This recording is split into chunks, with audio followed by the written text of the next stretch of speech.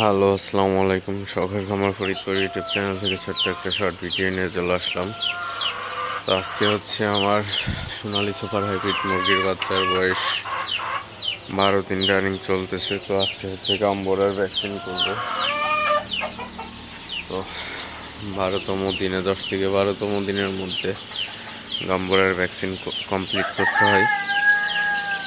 তো আজকে যেহেতু প্রচুর গরম, তো এই গরমের মধ্যে দিনের বেলায় কোনোভাবেই ভ্যাকসিন করা যাবে না। তো গরমের মধ্যে ভ্যাকসিন করলে ভ্যাকসিনের কার্যকারিতা থাকবে না। তো এর জন্য হচ্ছে ভ্যাকসিন করতে হবে সন্ধ্যার পরে, অর্থাৎ যখন ঠান্ডা পড়বে ঠিক তখনই ভ্যাকসিন করতে হবে। ঠান্ডা না পড়লে ভ্যাকসিন কোনোভাবেই করা যাবে না, সেদিকে অবশ্যই খেয়াল রাখতে হবে।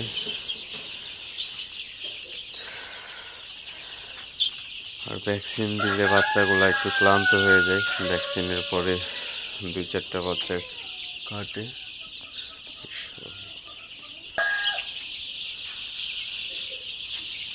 তো আজকে গাম্বুরার ভ্যাকসিন করব, আপনাদের সাথে অবশ্যই শেয়ার করবো যে কীভাবে ভ্যাকসিন করতে হয়।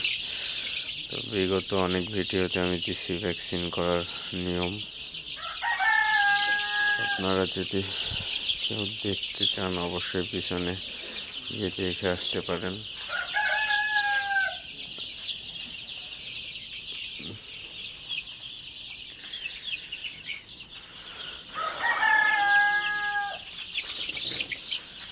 তো বাচ্চাগুলো দৌড়াইতেছে সব।